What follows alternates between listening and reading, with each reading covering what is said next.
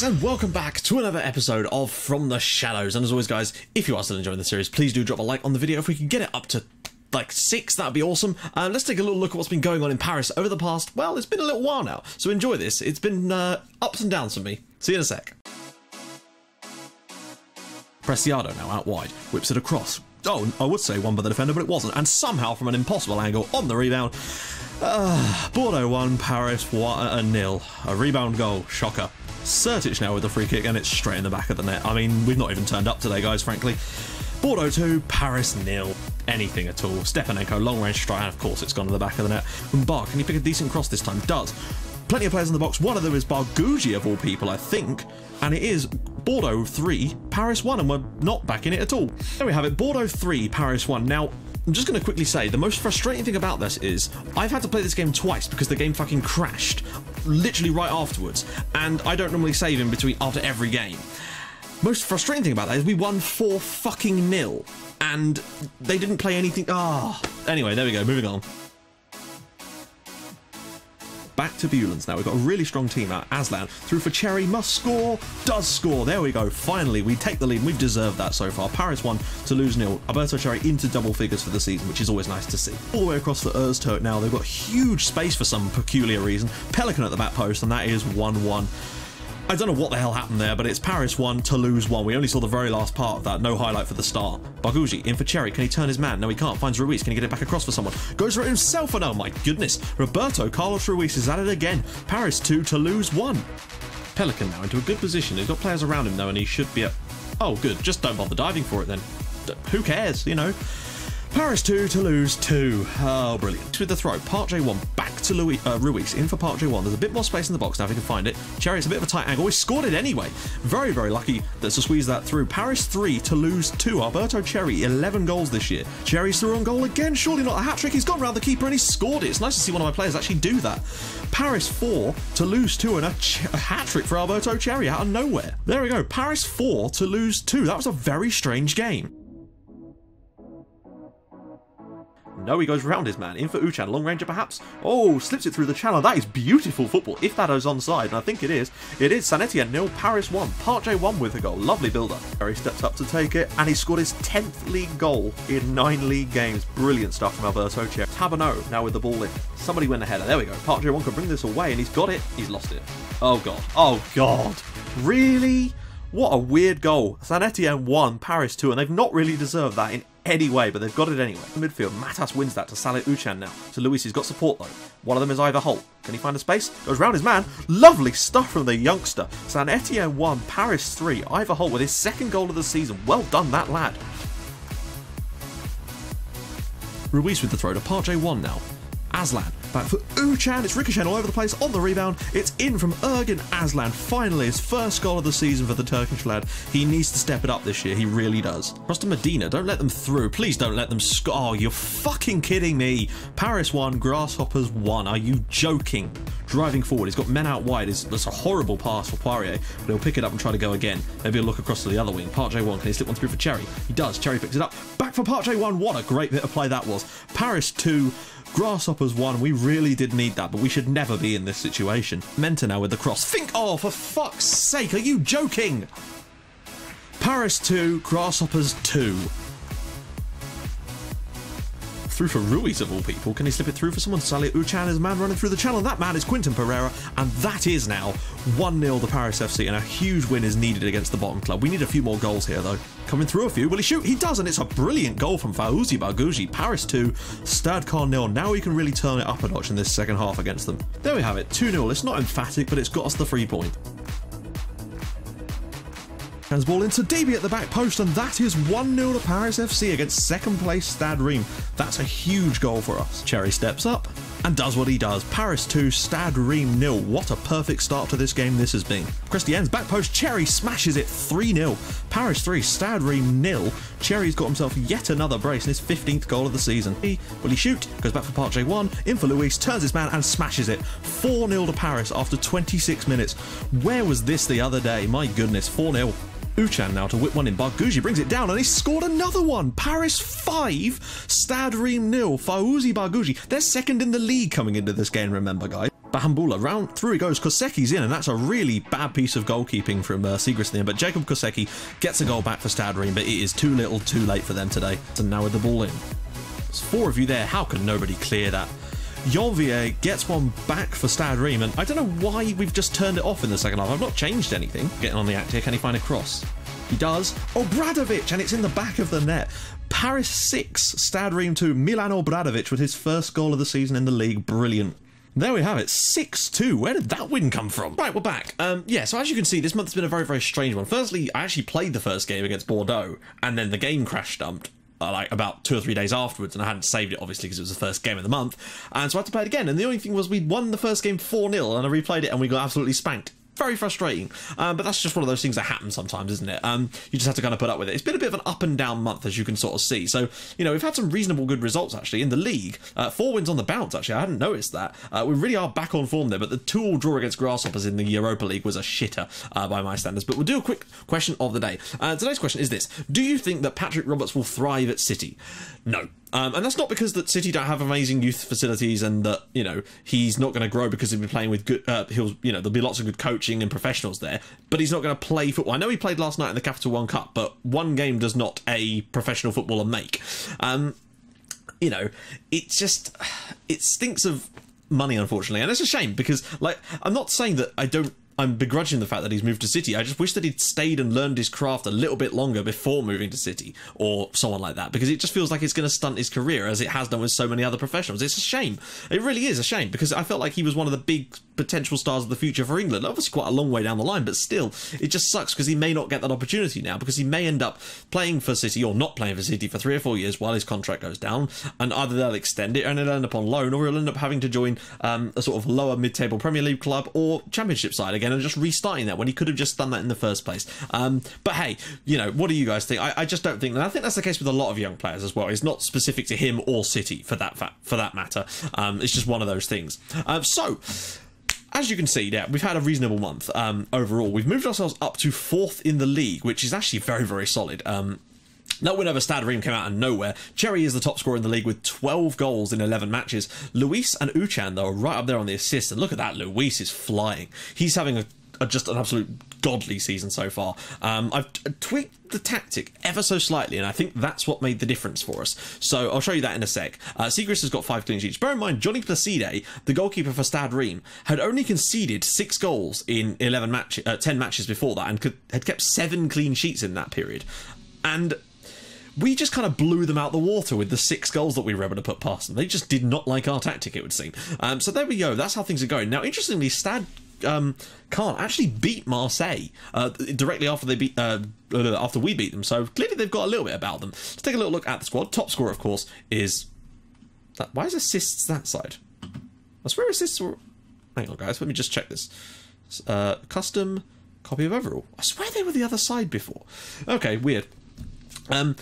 Alberto Chari, 15 goals and 17 is solid. Bargucci's got 5, Partey won 4, Luis with 3, nicely done. Aslan has finally got a bit on the board, but he does need more. I mean, look, Bargucci, 4 assists, 5 goals, that's 9 points. Luis has got 6 assists, 3 goals, 9 points. Bargucci, 3 and 4, 7 points. And Aslan has got 3. He needs to up his game a little bit, though his pass completion is better than the others, so that is one thing to note. As for value, Luis is starting to just climb and climb and climb now. He's a 5-star player now. Wow.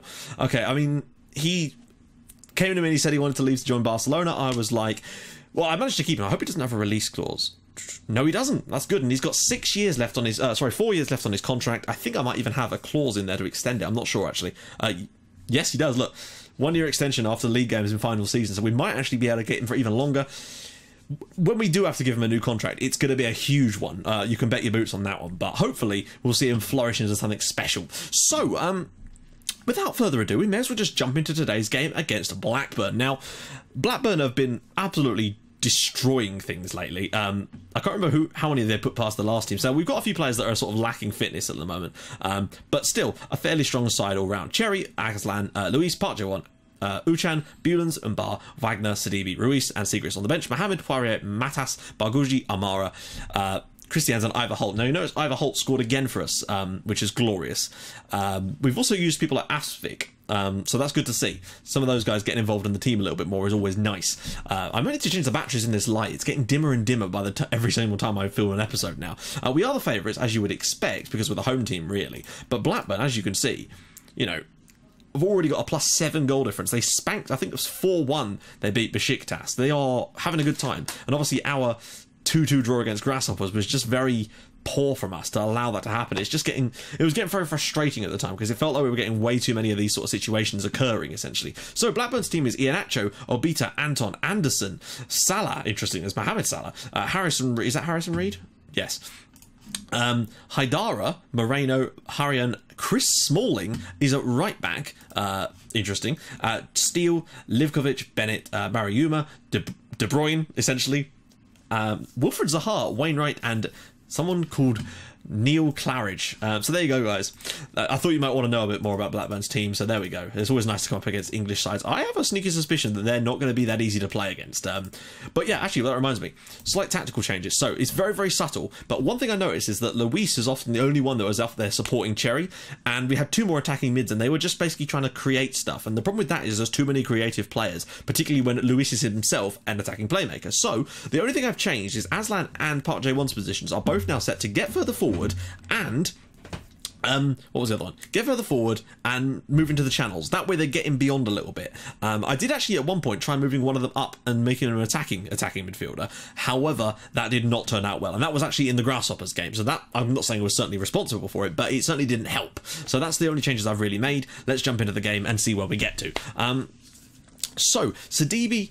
Sorry, I'm so used to commentating in the way I was before when I do my other highlights, but hopefully we can get ourselves a win against Blackburn today. That's sort of the ideal thing for this game, is a win. You know, 9 points out of 9 in our group is very, very solid. It means we can rest players towards the end if we need to. Cherry inside, back to Luis, Aslan further forward now, and oh, there we go.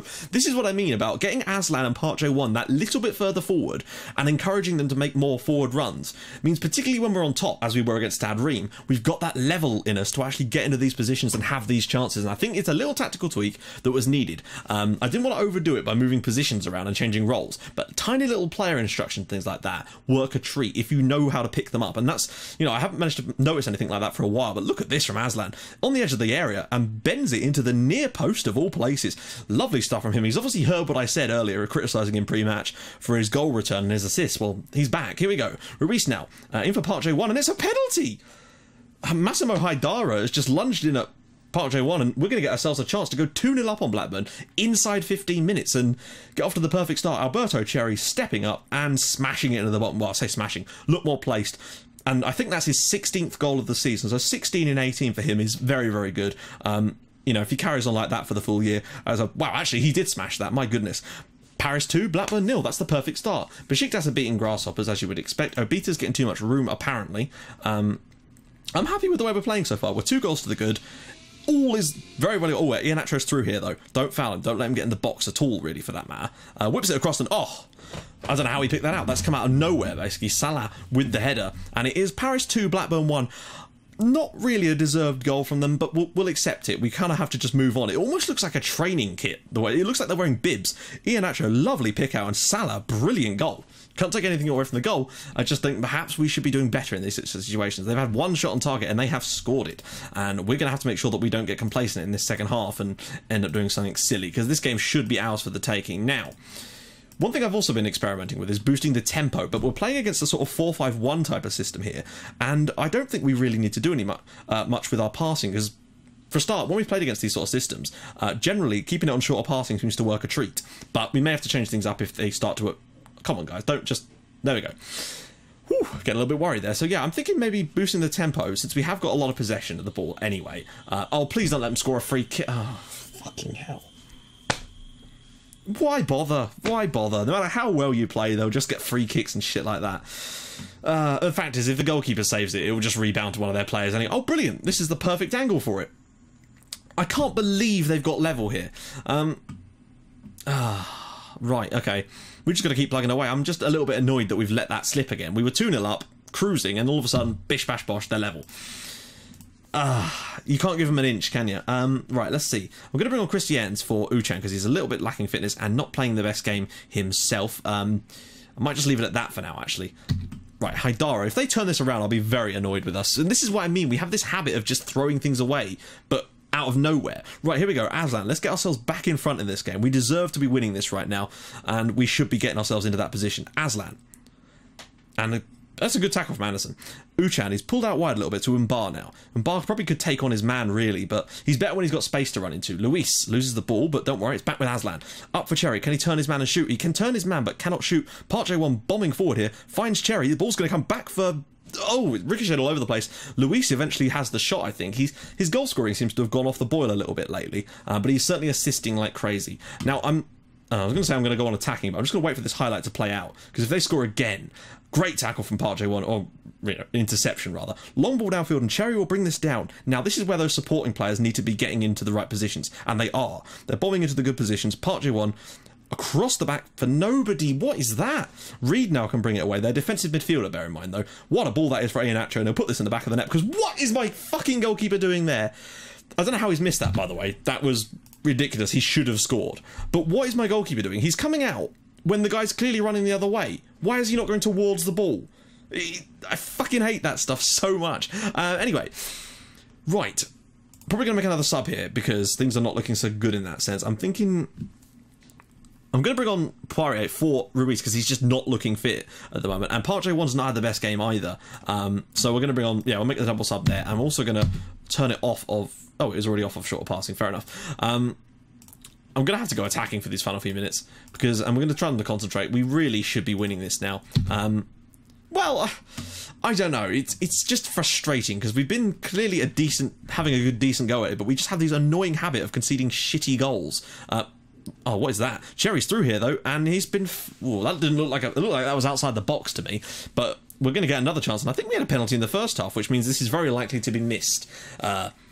Second penalties have this habit of being missed quite a lot, I found, on the game. Penalties are very rarely missed, but let's just see. Oh, no, he scored it. Okay, fair enough. Paris 3, Blackburn 2. Cherry has scored yet another goal. I think he did get a penalty in the first half. I can't believe I've already forgotten that. But, right, we're going to go back down to control now, though, because we're still doing well, and, you know, that was only kind of a last resort thing. But Cherry is so good at penalties. And, you know, he does score a lot of his goals from the penalty spot, but that's not to say that he hasn't got a hell of a scoring streak within him. Poirier now for Bargugi. Fresh legs and hopefully a better attitude. Bargugi's gone round his man. He's cutting inside here, and it's a good strike, and I think that's Jason Steele has to make the save. So we've definitely turned up the heat a little bit later on, and are starting to really assert ourselves, probably as the better side, and now it's starting to look definitely like we deserve the win. And 3-2 though, Blackburn have given us a good run, and to come from 2-0 down and actually get back into it. Moreno and Cherry's across here, and very nearly got in again. That would have been another hat-trick for him, and I can't imagine how many hat-tricks he's scored for us already, but I imagine it's plenty. Aslan holding the ball up nicely there. Good pick out for Bargugi. In for Cherry. Is there a runner beyond? No, there isn't.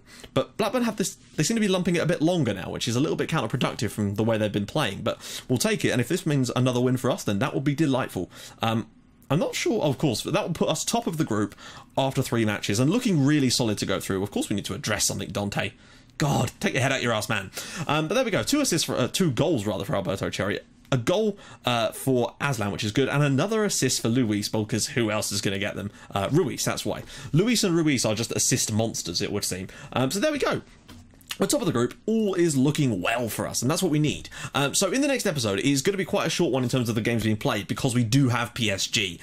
We've got Monaco next, but then there's a bit of a gap. Not that much of a gap, actually, and then it's PSG. So I'm going to do that one because it's PSG, and we didn't play the one earlier in the season, but I did want to show you this Blackburn game, because, well, I thought it would be the most important one of the group. So guys, if you like what you're seeing, please do drop a like on the video. If we can get it to 6, that'd be gorgeous. And if you'd like to even more than that, and you haven't already, please do hit that big old subscribe button underneath the video and subscribe to the channel for more of this and lots more coming in FM16. So I will join you guys in the next episode for what is going to be a huge game in the league against Paris Saint-Germain. We've got a lot of suspensions to get out of the way, but they can do that against Marseille, and we may just have to take the defeat. But you never know what we're capable of with this team. I'll see you guys soon. Thanks for watching. Bye-bye.